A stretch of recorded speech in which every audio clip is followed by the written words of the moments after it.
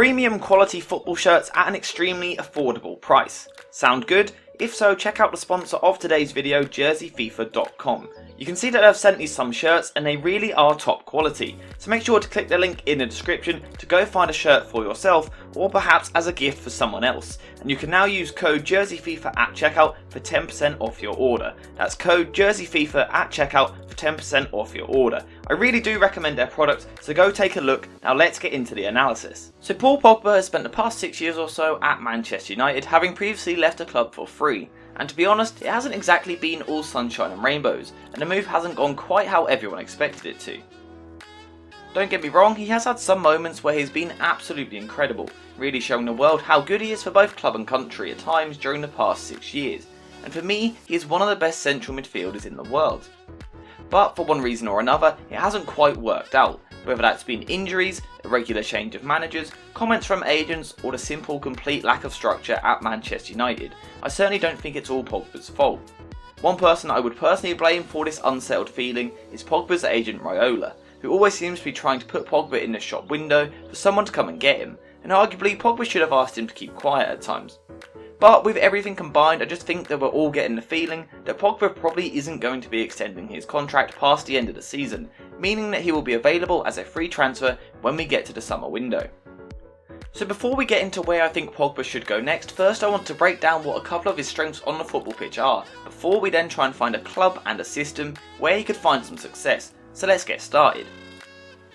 So for me, Paul Pogba's standout attribute is his passing, and personally I think his passing range and ability to see a pass is probably only matched by one other player in world football. His passing really is that good. Obviously, as we know, these passing options aren't always available, but this isn't really too much of an issue for Pogba, thanks to his brilliant quick feet and dribbling skills which allows him to carry the ball forward himself.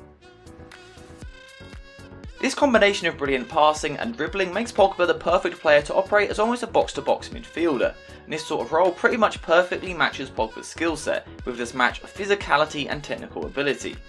As I mentioned there, Pogba's physicality is also something that separates Pogba from most other players, and the fact that he is quick with his feet takes him to another level, whilst his height also makes him valuable in the air. To see how well-rounded Pogba is as a footballer, we just need to take a quick look at his FB Ref report, and he's in the 90th percentile or higher for so many different attributes. His ability is undoubted despite what the media tells you. Despite his brilliance, Manchester United have never really taken the time to build around Pogba, and he's sort of been shoved into various different positions in the team, but for me his best position is in a left central midfield role. So we now know a little bit about Paul Pogba, we know what his best attributes are, and we also know what his best position is. So with all of that in mind, let's try and find him a club to join in the summer. There's a few to choose from. So the first club that I want to throw into the mix for Pogba to join is Juventus. Now this is a team that Pogba has been linked with numerous times over the past few years, and they could certainly do with having him back in their team. The one main reason that this move looks possible is because he of course used to play there, and it was with Juventus where he probably had his most consistent spell, which obviously earned him his big money move to Manchester United. However, there is one big issue with this move, and that is that this Juventus team is nowhere near as good as the one that Pogba played in before, and I do think that this would be a bit of a sticking point for the move. In terms of system, Juventus have spent a large portion of their season in a 4-4-2 formation, and from what we learned earlier on in the video, I don't think this really has a position for Pogba to really excel, and that is an issue. However, there have also been a few matches when Juventus have used more of a 3-5-2 formation, and personally I don't think you could handpick a better formation for Pogba to play in, and he'd have a lot of freedom to get further forward.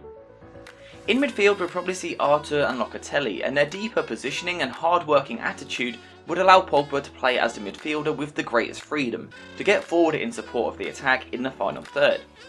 Whilst there are a few things that point towards this transfer happening, Pogba is clearly desperate to win trophies to add to his cabinet, and for me, I'm just not sure that Juventus is the club for him to go and do that, especially in the Champions League.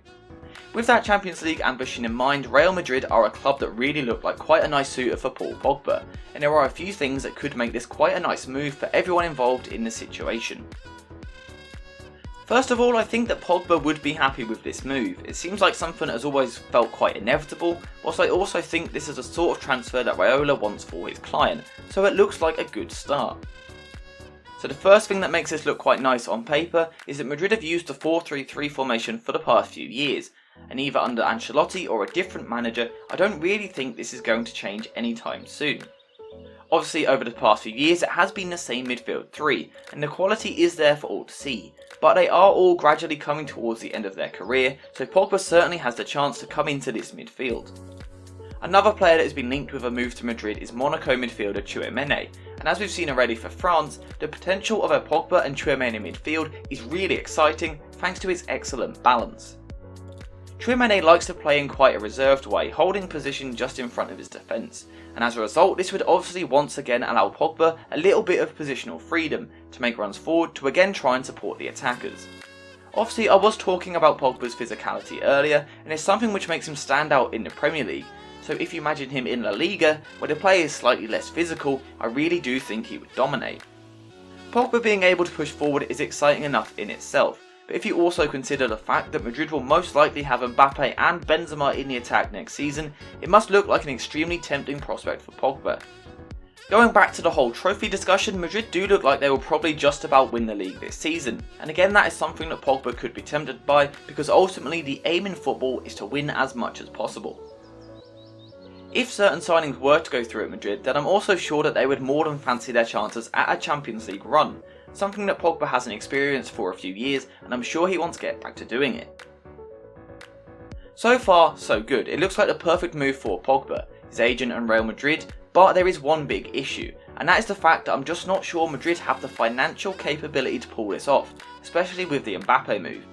One club that never seems too put off by a big money move is PSG, and we've seen time and time again that they are more than happy to splash the cash to bring their main target into the club, so it could happen again this summer. Well, believe it or not, PSG do face their own financial difficulties, and I think for a move like this to happen, it's really important that PSG are able to ship off some players that are on a high wage, and we could see a sort of rebuild.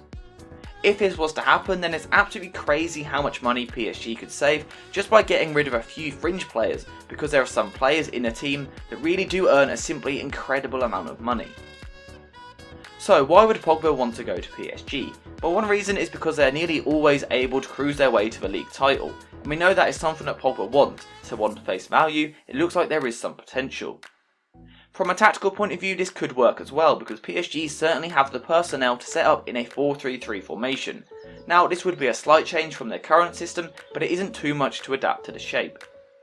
Again, this shape is important, but for Verratti and Pogba to push forward, I think that PSG would need to sign a holding midfielder. Someone to come into the side and just sit in front of the defence, allowing the other midfielders to attack. I did mention his name briefly there, but I just want to talk about Verratti again, because can you imagine a midfield of Pogba and Verratti? The technical ability in that midfield would just be an absolute dream to watch. With one player sitting deeper, both Verratti and Pogba would be able to act as box-to-box midfielders, with Pogba being given a little bit more of a licence to make his way towards the final third of the pitch during the attacking phase. If Pogba was able to push forward from the left-hand side of the midfield, it would then allow him to link up with Neymar in the final third, and again it really would be incredible to see the two of them linking up together in the attack. Despite all these positives, there are still a few question marks at PSG, and it seems like they might be at a bit of a crossroads with doubt remaining over who their manager will be next season, with Pochettino under pressure. Although perhaps Pogba could see this as a positive, because it could potentially open the door for someone like Zidane to come into the club, and we all know that Zidane is a massive fan of Pogba, so again it could work quite nicely. And if we also go back to the physicality that I was talking about earlier, Ligue 1 looks like another league where Pogba could really strut his stuff. The pace of the league is ever so slightly slower, and I think again Pogba would dominate. As would PSG, and as I said earlier, we all know that they win the league and cup most years, and ultimately this is what Pogba wants. He is one of the best players in the world, and he really deserves the trophy cabinet to match. The downside is that PSG do tend to struggle in the Champions League, although Pogba and Zidane both joining the club could be what is needed to turn these fortunes around, because ultimately Pogba wants to play in the biggest games. And especially considering it's a World Cup year, if Pogba is able to get his move right this year, then he could find himself heading into the World Cup in a really tip-top form, and in a better state mentally, which is crucial. Because it does feel like this France team has some unfinished business. I know they obviously won the last World Cup, but they really struggled at the Euros last year, and this is a generation of players that should be winning trophies. So that is pretty much my overview of Paul Pogba and his current situation. Right now it probably looks like he needs a move away from Manchester United because he wants Champions League football and he wants to try and collect some more trophies for his career.